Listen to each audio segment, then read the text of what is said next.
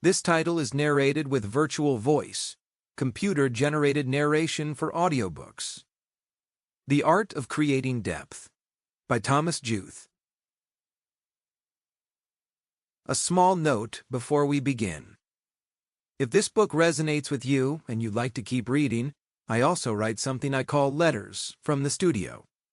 They're short studio letters on mixing, sound, creative perspective, and building a life in music, written in the same spirit as this book, often between sessions.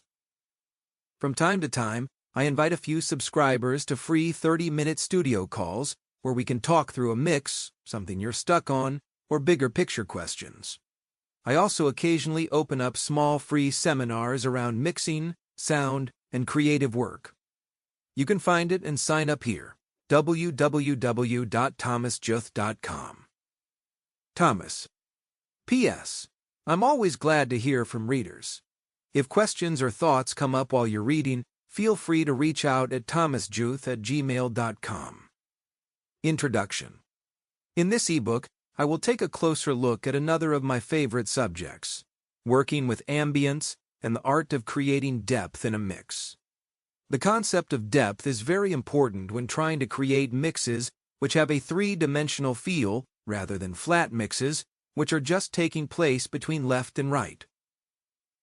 This relates to moving sounds back and forward in the sound field and gives you the sensation that some sounds are further away, while others are closer to the listener. By achieving a great depth, you will therefore also create mixes that sound bigger, more exciting, and more expensive. When talking about creating depth, the first words that come to mind are probably reverb or ambience. However, as you will see in this book, there are many other ways of achieving similar results.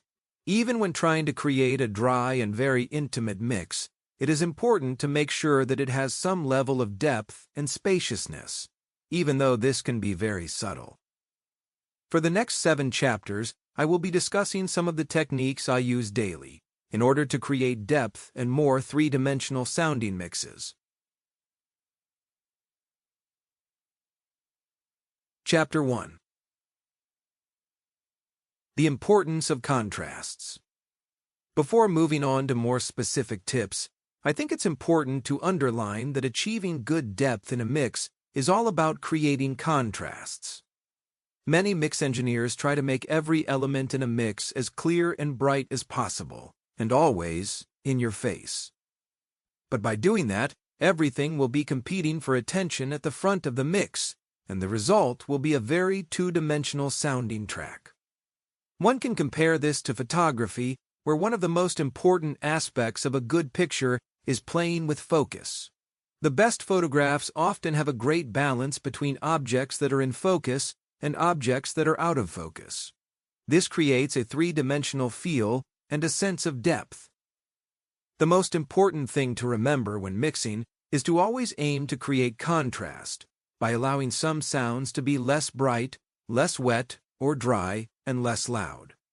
At the end of the day, it is the contrast between bright and dark, wet and dry, that creates the sense of depth and size.